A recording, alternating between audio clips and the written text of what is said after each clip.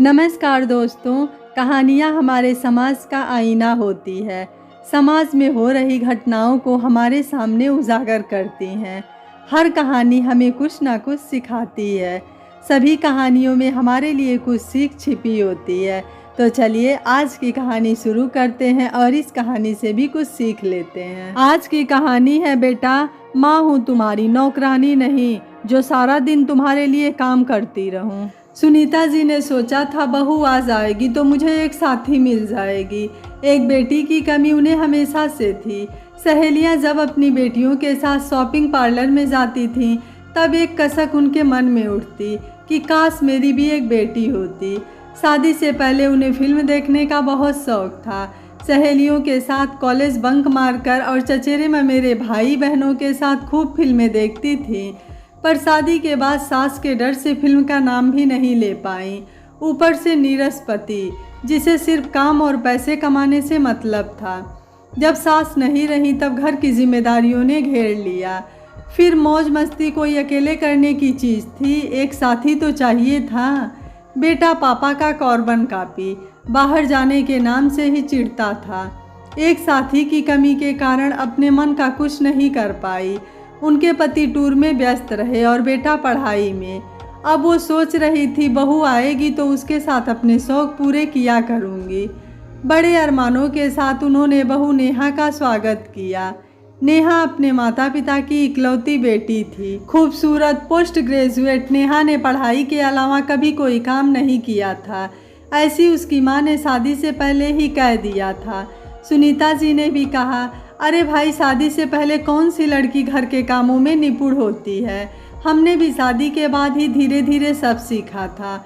नेहा भी सीख जाएगी। शादी के अगले दिन सुनीता जी नाश्ता लगा रही थी कि नेहा ने कहा मुझे पीएचडी करनी है। घर वाले सुनकर बहुत खुश हुए। सुनीता जी ने कहा हाँ बेटा तुझे जो भी करना है कर।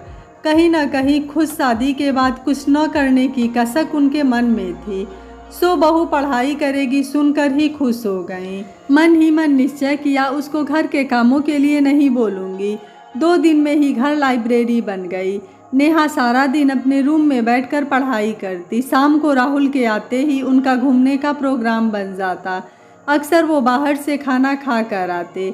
घर का बनाया खाना फेंका जाता। एक दिन सुनीता जी ने राहुल को टोका, बेटा रोज़ खाना फेंका जाता है, बाहर खाना हो तो बता दिया करो। राहुल के कुछ कहने से पहले ही नेहा ने कहा, आप क्यों बनाती हैं हमारा खाना, हमने कहा है क्या। कहकर नेहा पैर पटकते अपने रूम में चली गई। राहुल चुपचाप नेहा के पीछे अपने कमरे में चला गया। सुनीता जी को बड़ा धक्का लगा। पत्नी को जब सारे रास्ते बंद दिखते हैं तो वो पति की शरण में आती है। सुनीता जी ने भी अपने पति से बात की तो उन्होंने कहा, क्या सुनीता तुम्हारा नेचर ही ऐसा है।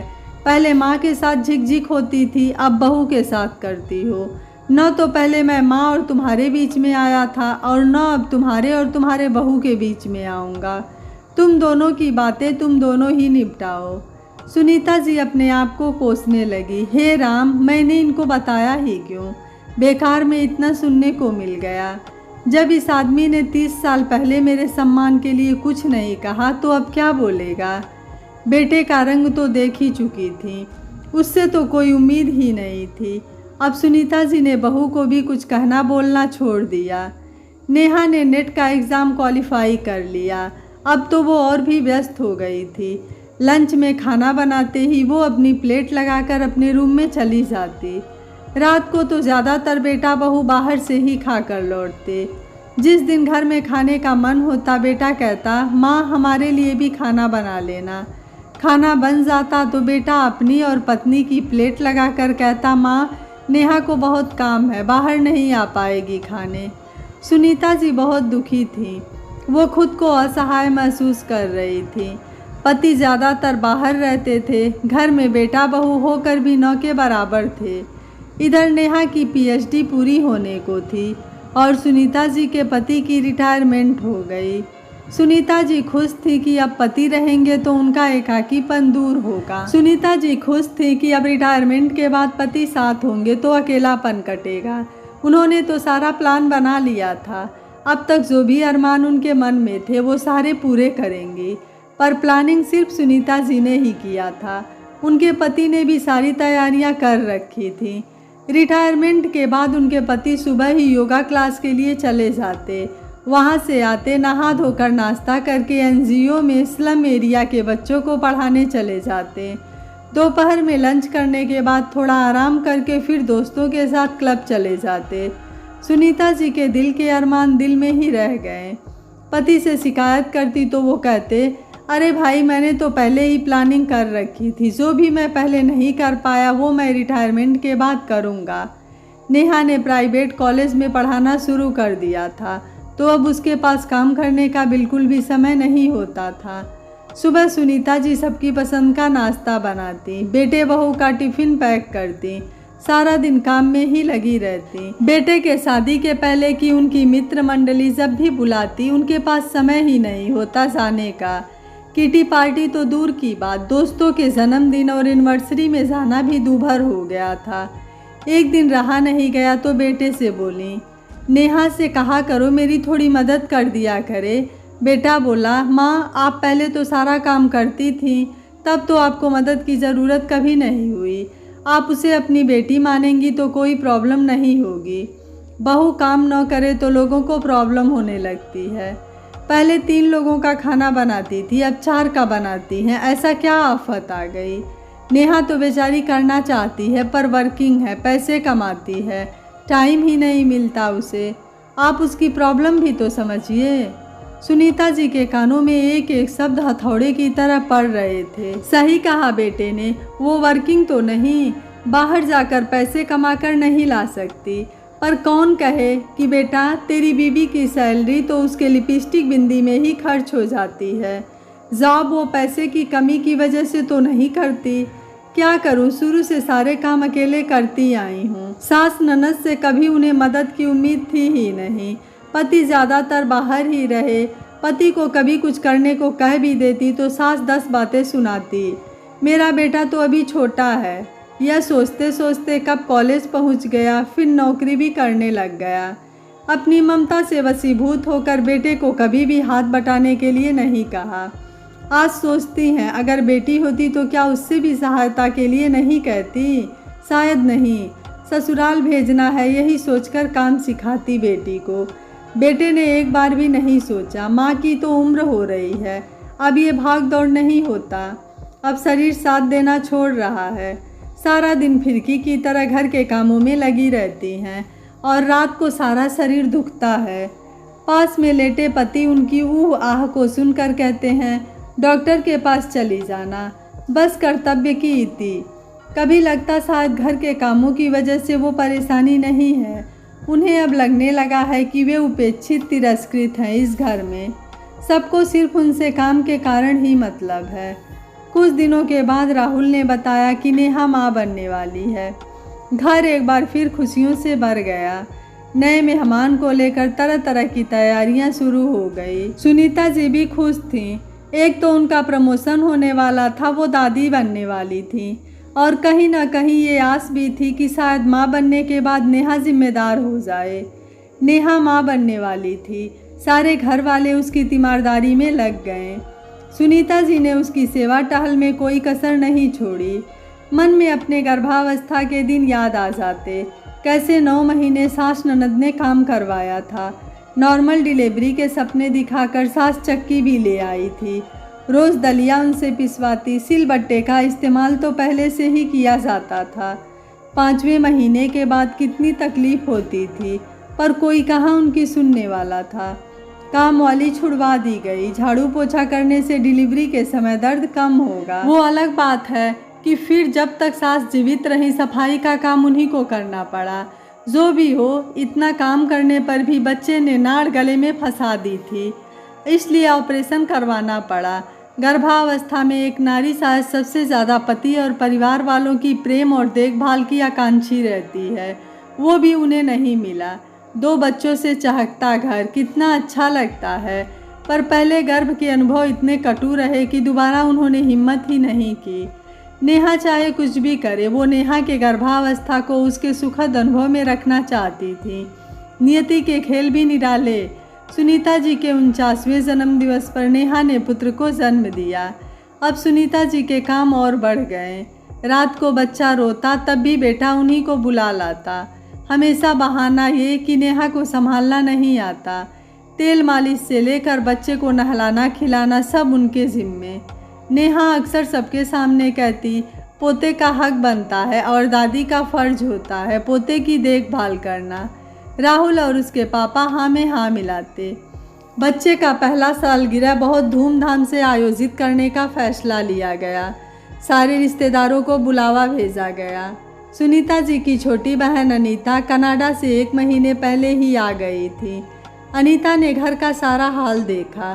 दीदी, ये क्या, आप सारा दिन काम करती रहती हो, नेहा को थोड़ी तो आपकी मदद करनी चाहिए। आखिर अब उसकी शादी को 5 साल हो गए, बच्चा हो गया, उसे भी तो जिम्मेदारी लेनी चाहिए।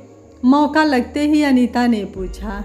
सुनीता जी नहीं चाहती थी घर की बात बाहर फैले, तो उन्होंने कहा वो बेचारी कर नहीं पाती, उसे नहीं आता, पर कोशिश तो करनी चाहिए। वो तो कोशिश भी नहीं करती। आप जब तक करती रहेंगी वो ऐसा ही करेगी। आप जिम्मेदारियां दीजिए उसे, अनीता ने कहा।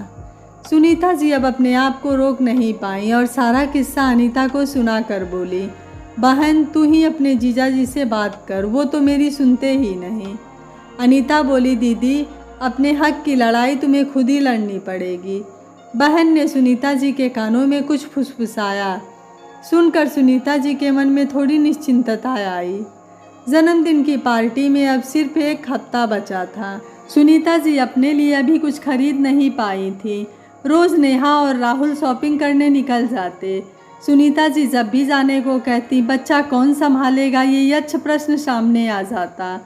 अनीता ने कहा, राहुल आज संडे है, तुम नेहा और जीजा जी तीनों घर पर हो, आज मैं और दीदी शॉपिंग जाएंगे। दीदी ने पार्टी के लिए कुछ भी नहीं खरीदा। राहुल ने कहा, मुझे पार्टी की तैयारी के लिए बाहर जाना है, नेहा भी साथ जाएगी। डेकोरेशन का आज ही फाइनल करना है, वो नहीं जाएगी तो कैसे होगा। नेहा मम्मी के लिए ले आएगी कपड़े। अनीता ने सुनीता जी को इशारा किया। सुनीता जी ने कहा, राहुल तुम तो अब रहने दो बेटा, मेरे कपड़े मैं खुद ही ले आऊँगी। रही बात तुम लोगों को जाना है तो बेटू को साथ ले जाओ, अब वो 1 साल का होने वाला है तो साथ ले जा सकते हो। राहुल और नेहा एक दूसरे का मुंह देखने लगे। बहुत तरह से कोशिश की गई कि सुनीता जी राज़ी हो जाएं घर पर रुकने के लिए, पर सुनीता जी नहीं मानी। दोनों बहनें साथ शॉपिंग पर चली गईं। जन्मदिन का बहुत ही भव्य आयोजन किया गया था। पति, बेटे और बहू को याद भी नहीं था कि आज सुनीता जी का भी जन्मदिन है। सुनीता जी कभी बहुत अच्छा गाना गाती थी तो उनके भाई भाभी और बहन ने गाने की फरमाइश की। सुनीता जी ने पोते को गोद में लेकर गाना गाया, नाम करेगा रोशन जग में मेरा राज दुलारा। बिना रियाज के भी सुनीता जी ने बहुत ही सुर में गाना गाया। सभी लोग तालियां बजाकर उनका उत्साहवर्धन करने लगे। अब केक काटने की बारी आई। टेबल पर 2 केक देखकर सभी आश्चर्यचकित हो गए। राहुल ने फटाफट से प्लानर को फ़ोन लगाया कि गलती से 2 केक आ गए हैं। अनीता जी ने सबको बताया कि आज सुनीता जी का भी जन्मदिन है, इसलिए मैंने मंगवाया है। राहुल अपमान से भर गया। उसे नेहा और सुनीता जी के पति को लग रहा था कि उन्हें अपमानित करने के लिए अनीता बिना बताए केक ले आई थी। केक काटने के बाद सुनीता जी ने भरी सभा में कहा, आज मैं 60 साल की हो गई। गवर्नमेंट रूल के अनुसार आज से मेरी रिटायरमेंट लाइफ शुरू। सब हंसने लगे। अगले दिन सुबह सुनीता जी रोज़ की तरह 5 बजे सोकर उठी। नित्य कर्म से निवृत्त होकर अपने स्पोर्ट्स शूज पहने। उनके पति जो कि योगा क्लास जाने के लिए तैयार हो रहे थे। पूछा, तुम कहाँ जा रही हो? सुनीता जी ने कहा, वॉक के लिए। किसके साथ? क्यों, साथ की क्या ज़रूरत है? फिर नाश्ता, राहुल नेहा का टिफ़िन, बेटू का बेबी फूड और मेरा जूस कब बनाओगी? राहुल, नेहा का टिफ़िन बनाना मेरी जिम्मेदारी नहीं है, बेटू की जिम्मेदारी उसके माता पिता की है, और जूस आप खुद से बनाना, नहीं तो जूस कॉर्नर से पी कर आना। मैंने कल ही कहा था मेरी रिटायरमेंट डेट आज से शुरू। कहकर वो वॉक के लिए चली गईं। जब वो घर वापस आई तो देखा घर छोटा मोटा अखाड़ा बन चुका था। बेटू भूख के कारण रो रहा था। नेहा ब्रेड सेकने की पुरजोर कोशिश कर रही थी। राहुल जले हुए टोस्ट में मक्खन लगा रहा था। सुनीता जी के पति रोते हुए पोते के डायपर चेंज करने की कोशिश कर रहे थे। सुनीता जी को देखकर सबकी जान में जान आई कि बाकी काम अब वो करेंगे, पर ये क्या, वो तो सीधे वॉशरूम में नहाने चली गईं। फिर आकर पूजा रूम में अब राहुल से नहीं रहा गया। उसने कहा, माँ ये क्या है, आज तो लगता है हम दोनों ही ऑफिस नहीं जा पाएंगे। आपको ये क्या हो गया है? अब मैं 60 साल की हो गई हूँ बेटा। जैसे तेरे पापा की रिटायरमेंट हुई थी, अब मेरी भी रिटायर्ड लाइफ शुरू।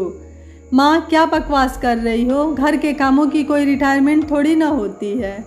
राहुल ने कहा, हाँ बेटा, घर के काम न तो लोगों को दिखते हैं और न सैलरी मिलती है, न तो इन कामों का कोई मूल्य घर वाले देते हैं और न तो कोई रिटायरमेंट होती है।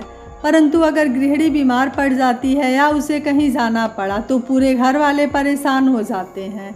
इतना सा काम जिसका कोई मूल्य तुम लोगों की नज़र में नहीं, उन्हें करने में ही तुम लोगों की जान निकल जाती है।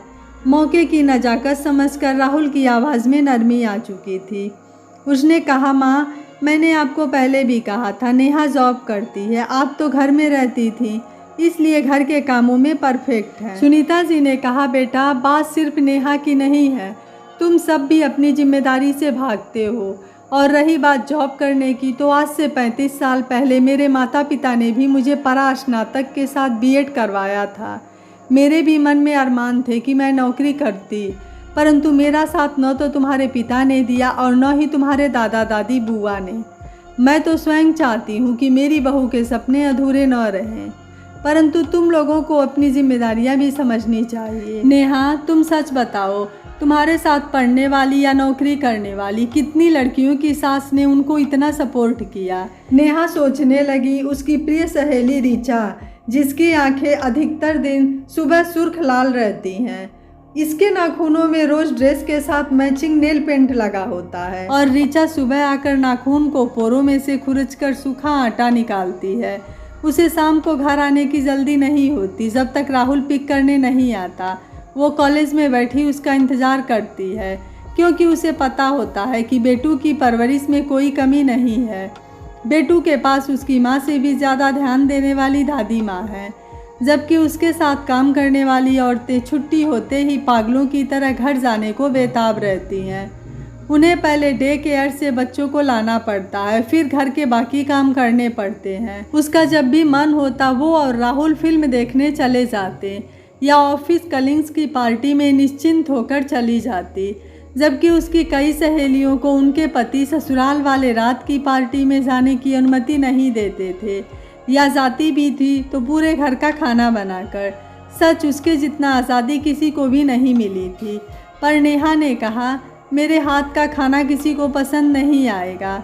राहुल तो हमेशा कहते हैं, मम्मी जैसा खाना कोई नहीं बना सकता। सुनीता जी ने कहा, नेहा तुम सीखने की कोशिश करोगी तो तुम्हें भी आ जाएगा।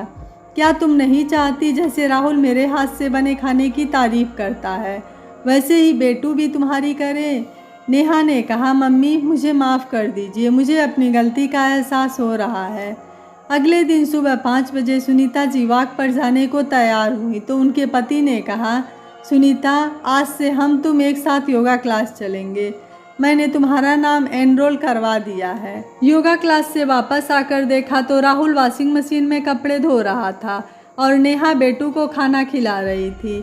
टेढ़ी मेढ़ी भिंडी काट के उसने रखी थी। सुनीता जी ने पराठे सेके और नेहा ने सुनीता जी के निर्देश पर भिंडी बनाया। सुनीता जी को हंसी आ गई जब उन्होंने देखा कि उनके पति डस्टिंग कर रहे हैं।